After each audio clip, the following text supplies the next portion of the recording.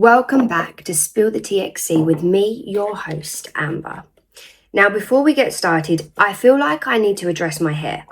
I am aware. I am aware that I look like Hagrid today. You're probably aware that I look like Hagrid today. So if we could just refrain from putting that in the comments, I would really appreciate it because it will hurt my feelings. I lost my train of thought. I had a shower last night. I washed my hair. I didn't dry it. I just kind of towel dried it, went to bed with it damp, and this is the outcome. And if I do anything with it today, we're not going to have time for the podcast. So limited time for everything equals this. Today we're going to be talking about a story that's gone viral at the moment, and it's gone viral with the title, The Doctor That Tried to Kill His Wife. And I've got a problem with that straight away. Outside of the story and everything that happened, I have a problem with that because throughout that story, she is solely addressed as the doctor's wife. This woman is a nuclear engineer. So let's just rewrite that story a little bit. We are going to be talking about the nuclear engineer who nearly got killed by her husband. That's how we're going to phrase this. The nuclear engineer's husband is called Gerhard Konig, and I want to just delve into his past just a little bit because there's not actually too much to delve into, but just a little bit, as we always like to with the criminal of the case, just to see if we can find what happened, where the switch was, what led them to get to that point, to attempted murder, because that's not a normal response. It's not a normal reaction, regardless of what's happened. So let's just go back slightly. Gerhardt was born in South Africa in 1976, and when he was just 14 years old, his family moved him to San Diego in California. His dad was a pharmacist and his mum ran a home daycare, and from what I can find, he had a really normal, extremely stable upbringing. His parents were normal, they loved him, and he was normal. No cracks were shown from what I can find. And he was a very intelligent guy. In fact, when it all went to court, his boss stood up, he took the stand and said, I've never seen this guy have an anger outburst. On a professional level, because that's the only level I know him on, he was just really clever. He knew a lot about his field. He was an intelligent, focused guy, and that's all he knew of him. But that being said, don't you think that sometimes the most dangerous people, sometimes the worst of the worst, can be the intelligent professionals, the ones that we're supposed to trust, the ones that abuse the power that they have? And there is a big element of that in this story, which I will get to. But just skipping back slightly again, Gerhard had a bachelor's degree in bioengineering, and he worked in that field for a few years before he decided it wasn't for him. So then he moved to Pittsburgh in Pennsylvania and decided to enroll in medical school. He was already married at this point. When he left high school, when he graduated high school, he got married not long after that to a lady called Jessica, and they had 2 children together. But then in 2014, for some reason, Jessica divorced Gerhard.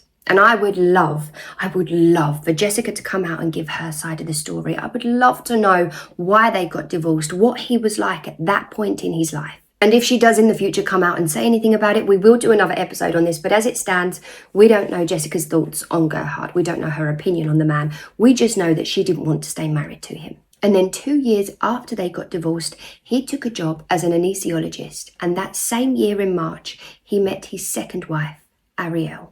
Ariel is the nuclear engineer. She also had an MBA and was 10 years his junior. She sounds like an absolute boss of a woman. They got married on the 4th of September 2018 and went on to have 2 sons, one in 2020 and one in 2023. And a few weeks after having their second son, they moved to Maui in Hawaii into a $1.5 million 5-bedroom house.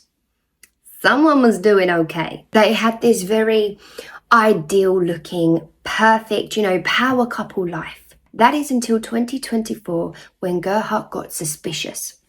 So he was going out to his job every day as an anesthesiologist, and Ariel was working from home. She was a nuclear engineer.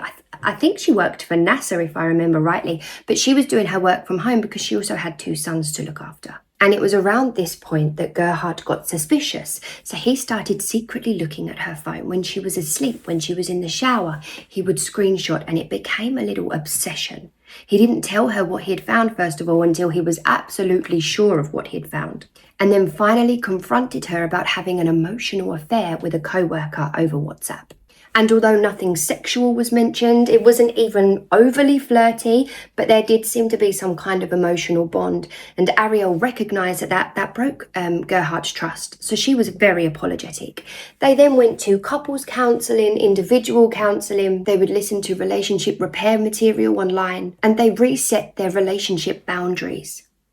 You know, as much as Ariel didn't have a full-blown affair, as much as she didn't talk about anything sexual, she was really sorry that this happened. And she was trying everything to fix what she had broken. Now in court, it did come up that when he confronted Ariel about the emotional affair, he called her a lying bitch and a whore. And as much as I can appreciate they are not nice things to call people, I think when emotions are heightened, when you're angry, when you're upset, things sometimes do come out that you might later regret saying. And I don't think that in itself is an admission of guilt, because it's currently being used against him, and there's a lot that can be used against him and should be used against him, but I'm not sure that that's one of them. I mean, I've been cheated on in the past, and I've certainly said a few choice words. But they're trying to work on their relationship. They're trying to make things better, and from the outside, it literally looks like they're trying everything, every avenue. They're having all of the counselling they can have. They're having alone time. They're having date nights. They're trying to keep their sons out of it. They're really trying. Or so we thought. And this is all about looks and the perception from the outside, because Gerhardt books a trip for Ariel's birthday. On Sunday the 23rd of March last year, 2025, depending on when you're watching this, they flew out to do a hike on the Palipaka Trail.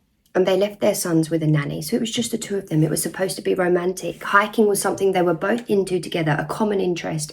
This was booked for her birthday. Sounds lovely, right?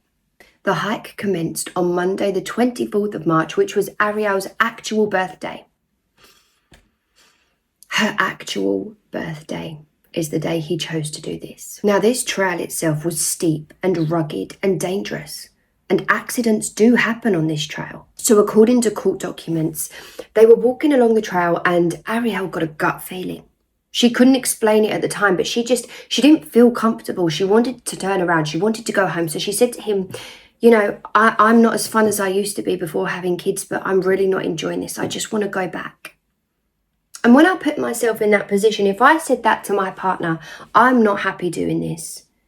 You know, I'm not as fun as I used to be. I want to go back. I'm uncomfortable. There's no way, especially if it was something like that, where the further you go, the longer it takes to get back. There's no way he would pressure me or force me or try and convince me to keep going. If he knew I didn't want to do it, and I was that adamant that I've actually said it out loud, we would be turning back. We would be going home, especially if it was on my birthday. But no, Gerhardt convinced her. Well, didn't even convince her. He just kind of said, no, let's keep going. So then she tried to pick up her mood, pick up her vibe. She saw a tree. She said, I'm going to go and climb that tree. Can you take a picture of me? So he did. She climbed the tree. He took a picture. She got back down and they continued walking, even though she didn't want to. They then made it to the peak of a cliff. And Gerhardt said, let me take your picture. And she said no. She didn't want to go to the edge of the cliff where he was telling her to go. So then he said, let's take a picture together then. Let's stand at the edge of the cliff and take a picture together. And against her better judgment, she did it. She walked to the edge of the cliff with him and took the picture, took the selfie. And then she asked him to back up, because if she had walked around him, she was getting a bit dizzy at this point. Could have been the height, could have been the bad feeling that she had, could have been her body screaming at her, something is wrong here. But she got very dizzy. And she obviously didn't want to be standing next to the edge of the cliff while she's dizzy. So she says to him, can you move back? Because if she walked around him where he was standing, she would have been walking on a thin line right at the edge of the cliff, which is obviously very, very dangerous. So she asked him to back up. He did, but kind of begrudgingly. And as she went to walk past him, he grabbed her by the top of her arms. And he said, I'm sick of this shit. Get back over there. And he started dragging her back to the edge of the cliff. And at that point, she knew exactly what was happening. So she threw all of her weight down to the ground. And then he tried to wrestle her. He ended up pulling her into some bushes. And he then produces a syringe. And this is where he abused his position of power, because he's a doctor. Where do you think he got that syringe and whatever was inside from? So far, Ariel is faced with a 300-foot clear drop and a syringe of what she knows will kill her. So she is fighting for her life and somehow manages to kick the syringe out of his hand. He then goes to his bag and he starts rooting through his bag, but kind of has this moment of calmness. And she sees that the coldness in his eyes has gone. And he seems like her husband again. So she comes to, she sits up, she's confused. She doesn't know what's happening. But that didn't last for long. The evil cold look was soon back in his eye and he was rooting through his bag furiously. And Ariel realised he probably has another syringe in there. So she lunged forward and she bit his forearm. And at this point, when he couldn't find another syringe, he took drastic action. And before I get on to what he then did, this man came to this hike, this trail with a plan. And not only did he come with a plan of pushing her off the edge of a cliff, he also came with a backup plan, the syringe, maybe multiple, who knows. But when neither of those worked out, he grabbed a rock and he smashed her in her head up to 10 times. And Ariel was screaming, "Please stop, please help me, he's trying to kill me." And thank God she was screaming, because there were 2 hikers who heard her calls. And although they were too scared to go up to where the event was happening, they were screaming back up to her, "We're coming, we're calling the police." And that's exactly what they did. They called the police. And that made Gerhard freak and run off. And somehow Ariel, with blood gushing from her head, dripping down her face, she stumbled down that cliff and made it to the 2 hikers. The hikers were called Amanda and Sarah, and they both testified in court against Gerhardt. They testified to hearing Ariel's screams. They testified to seeing Gerhardt with the rock in his hand. And one of them testified to seeing Gerhardt smash Ariel over the head with the rock. Now, according to reports, one of these hikers was a nurse. I mean, if there's ever a time to need a nurse, this is it. She wrapped up Ariel's head. She contained the bleeding, although it was kind of gushing through the bandages still, because her head was split open. But one of the hikers managed to contain it as much as possible until the police and the paramedics turned up. The police searched for Gerhard for the rest of that day and didn't actually find him until around 6 p.m. That's over 6 hours later. This is the man who pleaded innocent in court. Went on the run for 6 hours. Are those the actions of an innocent man? Just wait till I tell you this next part. Whilst Gerhard was missing, he called his son, Emil, which was his son from his first marriage, the oldest of all of his children. He called him twice, one at 10:42 a.m. and one at 11:46 a.m. Both of these times were after the initial phone call to the police from the hikers. So he called him twice whilst he was on the run. Emil very, very bravely stood up in court and testified that his dad told him that Ariel had been cheating, that he had tried to kill her, and that now he planned to jump off a cliff and that Emil would need to look after all of his younger siblings. You surely cannot be in your right mind if you are going to phone your child and put all of that on their shoulders. And then when he phoned Emil again the second time at 11:46 a.m, all he phoned him for was to repeat his claim. This was a FaceTime call.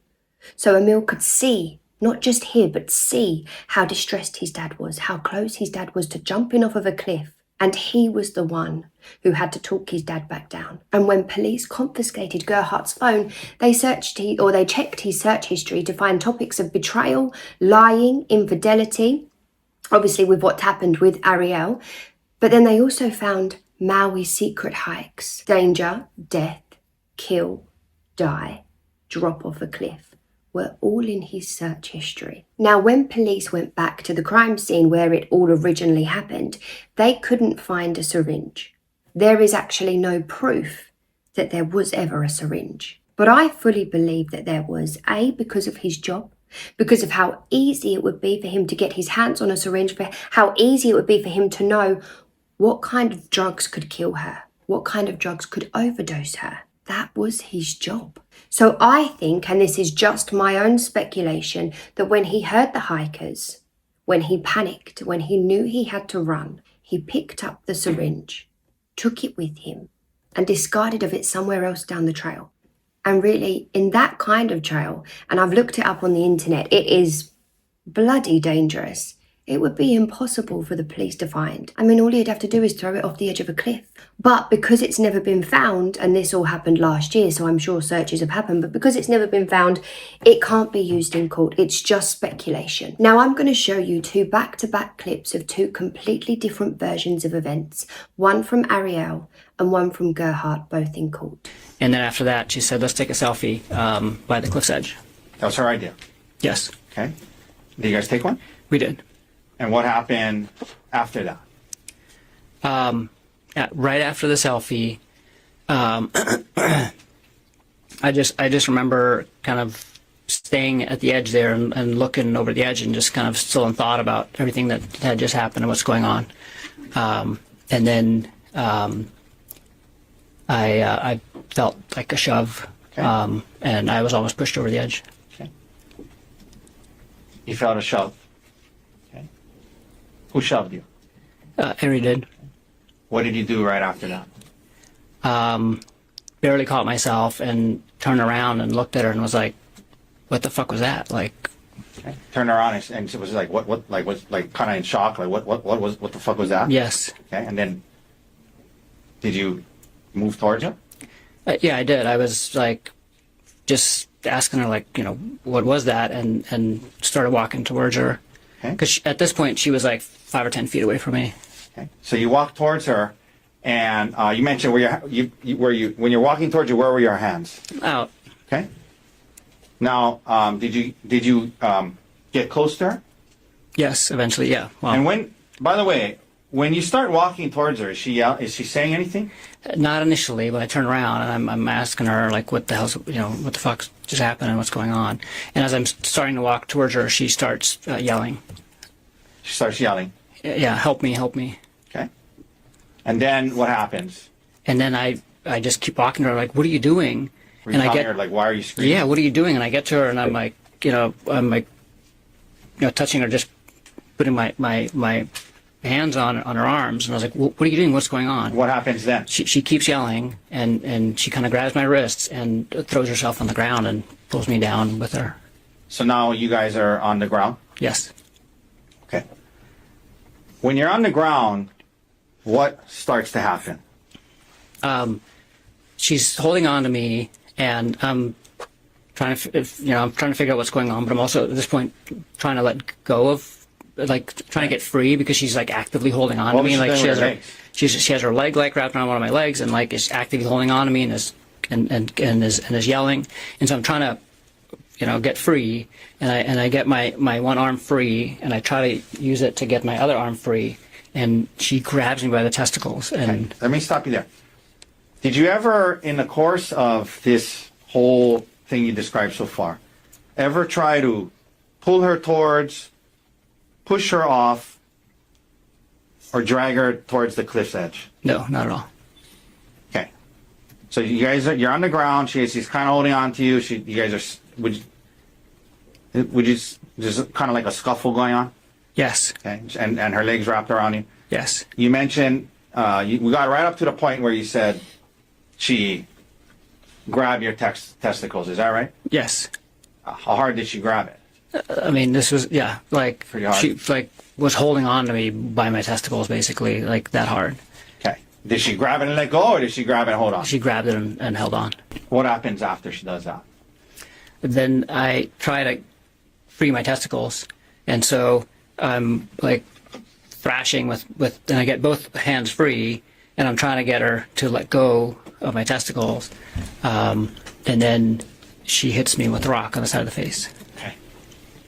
She's holding on to your testicles. You're kind of focused on that, obviously, and then at some point while you're focused on that, you And it happened all really fast. Yeah. But yeah, That's I mean, I'm glad you raised that up. Was this like happening slowly, where you had it time all to happened within, like, I mean, probably less than a minute, maybe quickly? slightly more than a minute, but I mean, 2 minutes or something. but you weren't timing it. From the moment that, like, we were on the ground and she was grabbing my testicles, was like, It happened quickly.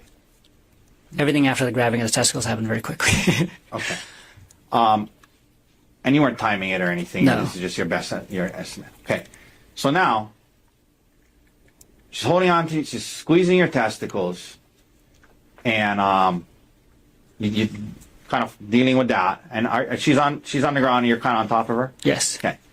And you said then you felt you got hit with the rock. Yes. Where'd you get hit?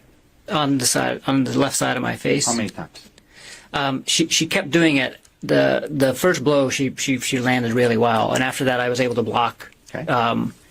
fairly well. She did like land a couple more, but not as bad as the first one. So she still got your testicles? Yeah, so she's like holding my testicle and just like Okay. hitting me like this. And now do you stop dealing with your I'm testicles? just and you- focused on the rock at this point. Okay. Yeah, Okay. yeah, Did it hurt when you got hit with the rock? you did. You get hit with the rock.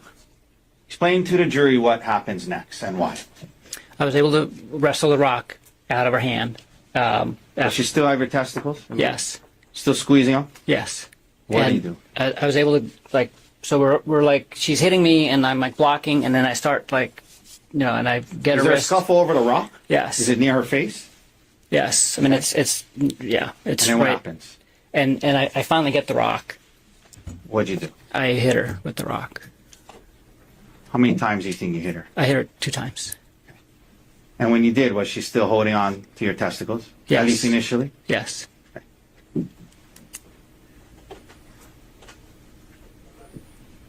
Why did you hit her? Why did you react that way? Just on instinct to defend myself. Okay. How fast was this all happening? Pretty fast? Really fast.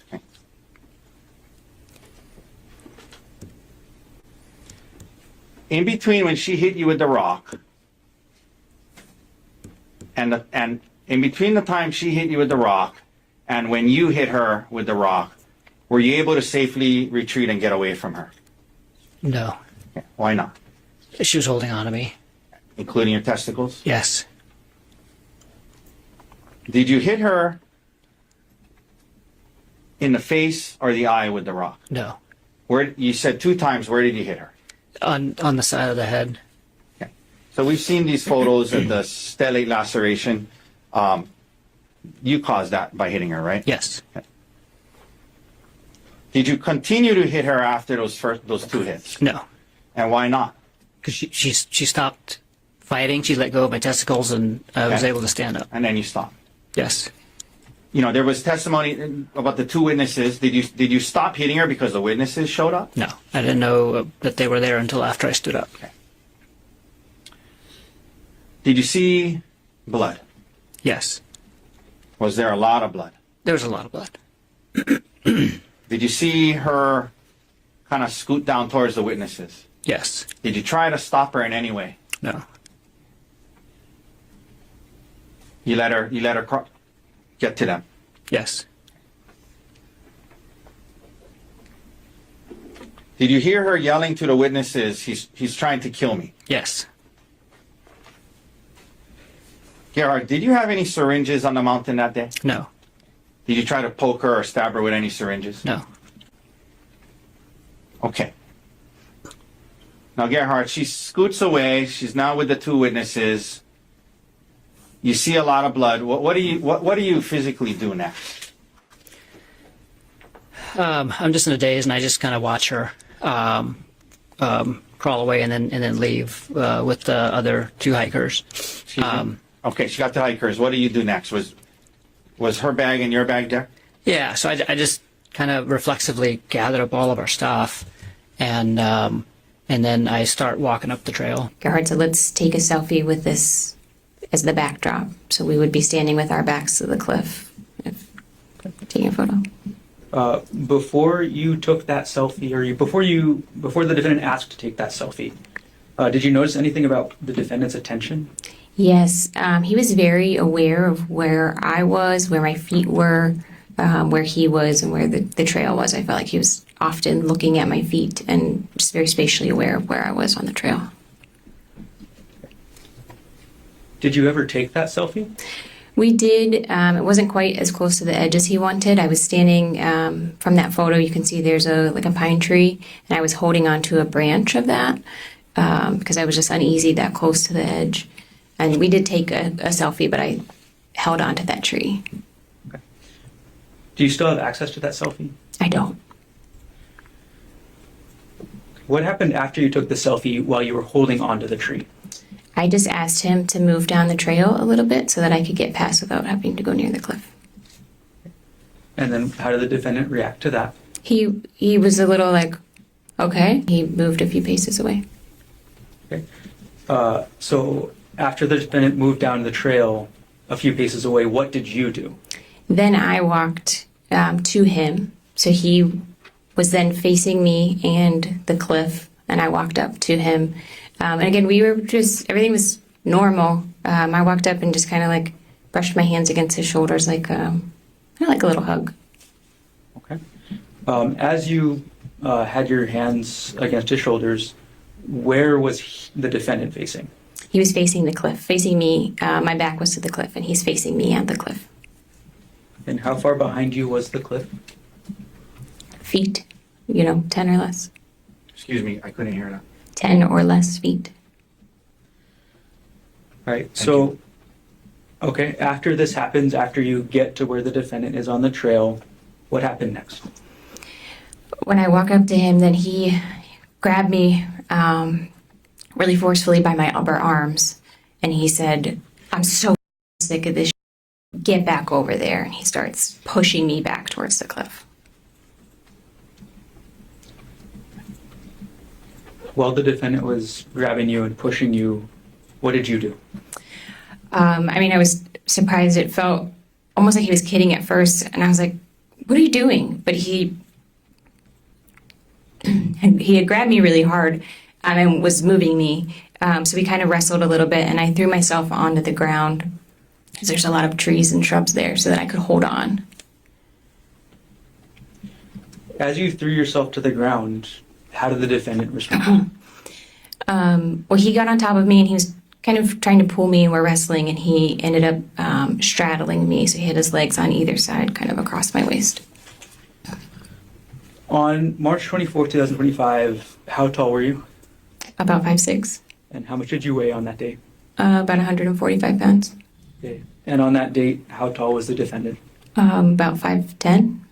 And how much did he weigh? Maybe 165 pounds. Okay. And then you said straddling. Can you describe what that looked like for us? Sure. I'm laying on my back, and he's on top of me with kind of like one leg on either side across my waist, facing me. Once the defendant was on top of you, what did he do next? So he was first trying to pull me, try to get me closer to the cliff. And again, I could kind of hold on to the roots and stuff that were around us. And then he had a backpack that he was hiking with. And he, like I said, he's on top of me. And he had a syringe in his hand. And he says, "Hold still." And I see the syringe, and I just kind of like bat it away from us both. Okay. When you first saw that syringe in his hand, did you actually see where it came from?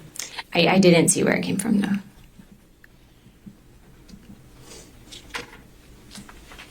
All right. And you said you were able to bat it. Do you know where it went? It just fell on the ground sort of near us. It would have been to my left because I could still kind of see it in my periphery. So I was trying to make sure it wasn't going to get grabbed again. And then could you describe what you remember about the syringe, what it looked like? Sure. It was a clear syringe with a blue piece, maybe blue plunger, I guess is what that's called. Once you were able to bat the syringe away onto the ground, what did the defendant do next? So he had taken his backpack off, and it was on the ground to his left, so kind of to the right side of my body here. And he was digging in that with his left hand, and then kind of holding me down with his right hand. And I'm screaming, and I'm saying, "What are you doing? Get off me." And he's saying, like, "F you're done. I'm so sick of you. I'm so done with you." And I'm trying to kind of protect myself and get out of there. But also he's gripping his hand closed really hard. And there's a vial in his hand. So I was trying to pry his hand open so I could grab that vial out. Okay. Which hand did you see the vial in? The vial was in his right hand. Okay. And did you actually get to see the entire vial? No. Okay. What part of it did you see? I mean, I could see pieces of it because I'm trying to like pry his fingers off of it so that I can grab it and throw it. Were you able to open his hand that was holding the vial? Not enough to get the vial away. All right. You mentioned the defendant was saying some things. Can you tell us what you remember he said as he was on top of you? Yeah. I mean, I'm screaming and he's telling me, shut up. Nobody's going to hear you out here. Nobody's coming to save you. And I'm saying, like, you can't do this. Everyone knows we're on a hike. They'll know this wasn't an accident and our kids will be orphans. You'll go to jail and I'll be dead. Like, you have to stop. And again, he's saying, like, you're done. We're done with you. We don't need you anymore. You're done. You're done. Did telling the defendant any of these things that you told him, did that get him to stop? No, not really. And I had said, like, your mom just sent me a really beautiful text for my birthday. Like, your family will be upset if I die. He can't face our kids after this, you know. And he did seem at that point to, like, calm down a little bit. Like, it seemed like he took a deep breath and calmed down. And so I had this moment where I was like, okay, this is the break. Like, I can get out. And then he just starts hitting me with a rock. Okay. I'm going to backtrack for just a moment, Ariel. As the defendant was on top of you, as the defendant was saying things, and as you were saying things back, were you trying to defend yourself physically at all? Yes, and I'm screaming and trying to defend myself physically. So I think I bit his forearm at one point, trying to, that would have been his right forearm. And then I was also squeezing his testicles with so I had my right hand trying to squeeze his testicles to get him to get off of me. Okay. And was that, when you were doing those things, was that before or after he calmed down, as you just said? That was before he calmed down. Okay. So what happened, you said, after the defendant calmed down? Oh, well, it felt like he calmed down because it looked like he took a deep breath. And again, I was screaming, and so he's covering my mouth and stuff. And then we had this moment of, like, it seems like he takes a deep breath. And then he just starts hitting my face and my head with a rock. Did you see where the defendant got the rock from? I didn't see where he got it from, but, like, spatially, he was, like, reaching up around this area of my head. So my impression was that there was a rock on the ground near my head that he was able to grab. Were you just holding your hand around the left side of your head? Yes, sorry. When the defendant was hitting you with the rock, did you say anything? I just started screaming because in my mind, he was trying to knock me unconscious to get to be able to drag me over the edge. I just was screaming then as much as I could. Did the defendant respond to what you were screaming? No. Did anybody other than the defendant respond to what you were screaming? Yes. So I'm screaming, and I do think I was saying something like, please help. He's trying to kill me. You know, I'm hoping somebody can kind of hear that. And I, at some point, hear a woman's voice say, we're here, we're calling 911. We're here, we're calling 911. Okay. So after you hear that woman's voice, what happens? He just kind of Gerhard just kind of froze and knelt back away from me. And I just crawled away really slowly. And again, he seemed just frozen. And then I was yelling to the voices I heard, are you still there? Are you still there? Don't leave me. So the first thing I want to say about that is he stands at about 165 pounds and she's about 145 pounds.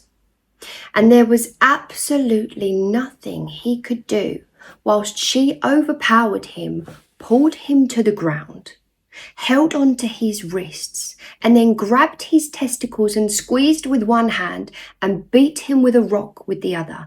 And it was only at that point that he was able to get the rock off of her and hit her back in self-defense. I've seen a man get kicked in the testicles before, and they do become completely helpless, like little injured lambs laying on the floor. But that was the point that he could turn it around. Not when she was trying to drag him to the ground, not when she was holding on to his wrists. He couldn't overpower her then, but when she was grabbing his testicles, which would normally make a man completely defenseless, writhing around, rolling on the floor in pain, that was the point that he could turn it around. Not to mention the body language. You may want to skip back and rewatch it because the body language says a lot. Now, we used to think that if you look somebody straight in the eye as you're telling them a story, that means you're telling the truth. But we now know that's not the case. If you're looking somebody square in the eye whilst you're telling a story, that means you're trying to make it appear like you're telling the truth because you're looking for that person's reaction. You're looking to see if they believe you. You're looking to make yourself look as believable as possible. What actually shows a truthful story is somebody who is telling from memory, who uses hand gestures, who kind of looks away because they are reliving the image of what happened. And that's exactly what Arielle is doing. And when Gerhardt tells parts of the story that matches up with Arielle's, like when they were walking to the edge of the cliff to take the photo together, he uses his hand gestures as you do when you're telling a truthful story. As soon as his story starts to differ from hers, he is much more stiff. He's not telling from memory. He's telling a lie. He's coughing. His sentences are broken, whereas Arielle's sentences are smooth because she's just reciting from memory. Now, although Gerhardt isn't being sentenced until August this year, he did get found guilty of second-degree attempted murder, and I just want to read you the definition of that. Second-degree attempted murder is the intentional, unplanned attempt to unlawfully kill another person. Unlike first-degree attempted murder, it lacks premeditation, meaning the act occurred in the heat of the moment or with a reckless disregard for life, rather than being a calculated, deliberate plot.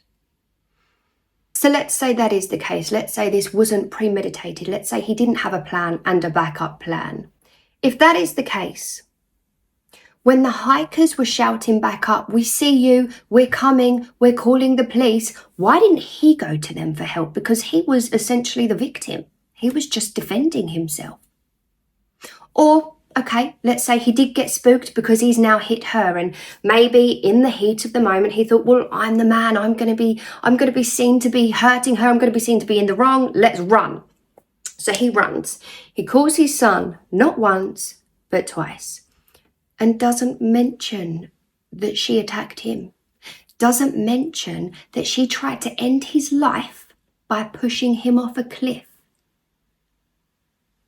Surely that would be the first thing you'd mention. And then tell your son what you retaliated in. Or how you retaliated. Why would you want to throw yourself off of a cliff if you are the innocent one, if you're the victim, if your wife tried to kill you? And all you did was defend yourself. And hit her twice, as he stated. Why wouldn't you say it? Because it didn't happen. And now I think it's really important that we listen to Emil's statement in court, and that's his son from his first marriage. This is what he had to say about the phone call or the FaceTime with his dad. On the morning of March 24th, 2025, did you receive any calls from either Ariel or the defendant? I did. Okay. And which was it? From the defendant. Who contacted who? Defendant contacted me. What type of call was it? A FaceTime call. When you say FaceTime call, is that on the Apple iPhone? Correct. Was this call a FaceTime voice call or a FaceTime video call? FaceTime video call.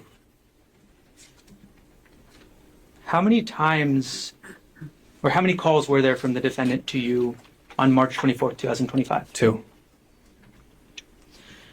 And what times were the 2 calls at? I couldn't recall exactly. Did you provide a statement to a Maui detective I did. regarding this incident? Okay, regarding those calls? Yes. And in that statement, did you tell the detective what time those calls were? Yes, I did. Would seeing that statement help you refresh your recollection as to when those 2 calls were? It would. Okay. Okay. And Emil, What time were those two video FaceTime calls on March 24th, 2025? The first one was at 10:42 a.m. and the second one was at 11:46 a.m. I'm going to ask you about the call from 10:42 a.m. first, okay? All right. Where were you when you got the FaceTime video call at 10:42 a.m.? At home. That's the same address we talked about earlier. Correct.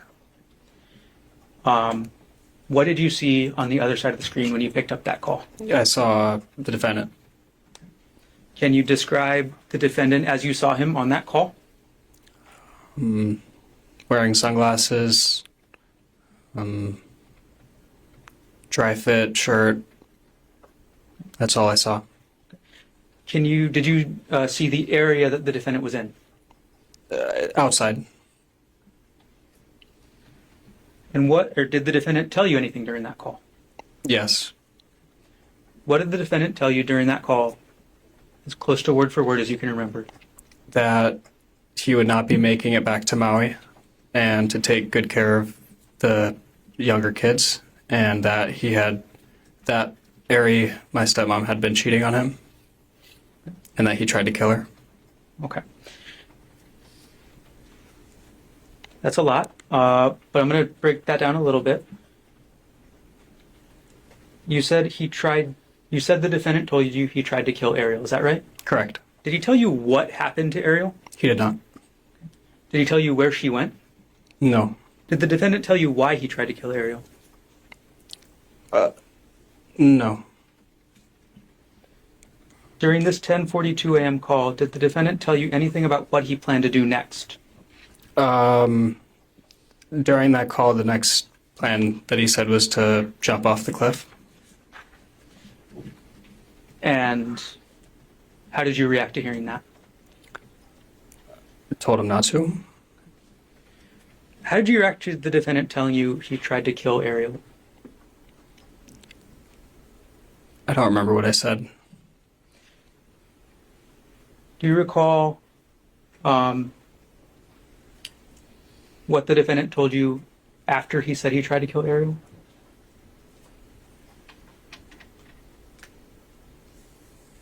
Not directly after. Okay. Did he say where Ariel went? No, just away. What did he say about Ariel and away? He said that she had gotten away, and that was all I heard about her location.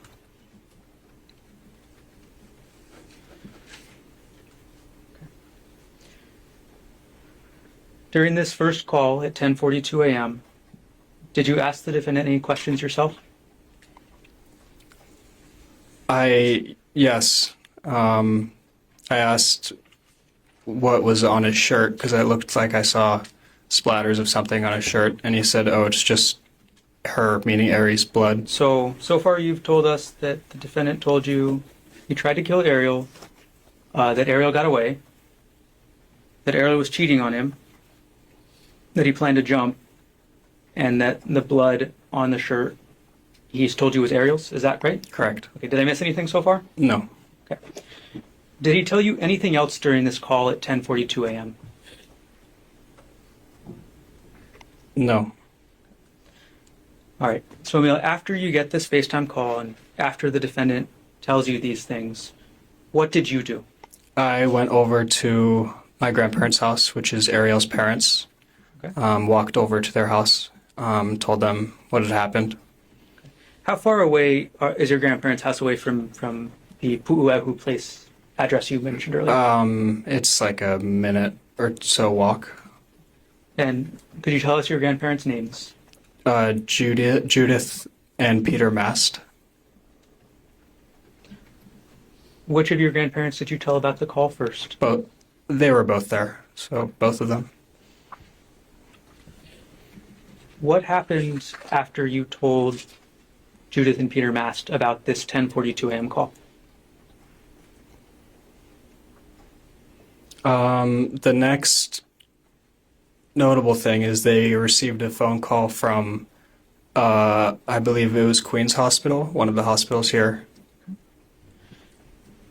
Later on that day, did you tell anybody else what the defendant told you? My mom Who's your mom? Jesse Patelare. Did you at some point also tell the police what happened that day? I did. All right. Do you know where your grandparents ended up going after you told them about this call? Yeah, here. They came to Oahu? Correct. Okay. All right.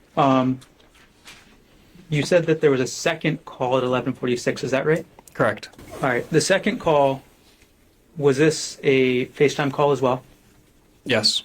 And just phone, just audio or audio and video? Audio and video. Did you pick up the call? I did. When you picked up this second call at 11:46, what did you see on the screen? I saw the defendant. Okay. And can you describe any background that you saw on the scene, if you remember? Just trees, rocks, the sky.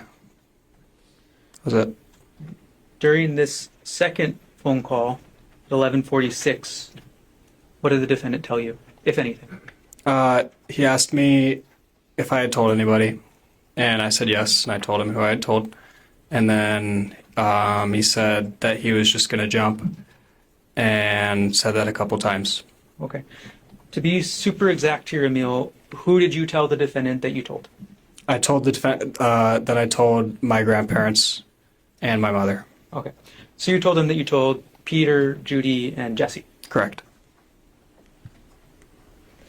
Okay. So after the defendant told you he was going to jump a couple times during the second call, how did you respond?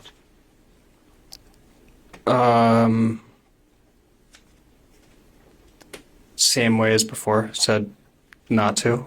I don't know. You told the defendant not to jump. Right. Okay. How did this second call end? With him saying, with the defendant saying, I'm going to go before the police catch me. I'm going to say it again. This man, in my opinion, booked this trip with a plan and a backup plan to kill his wife. And I truly, truly feel that if those hikers weren't there, thank God, if they weren't there, he would have gone through with it. He would have killed her, I think. So how this can be seen as second-degree attempted murder, I just don't know. I really don't know. I think what plays a big part in this is the fact that we couldn't find the syringe.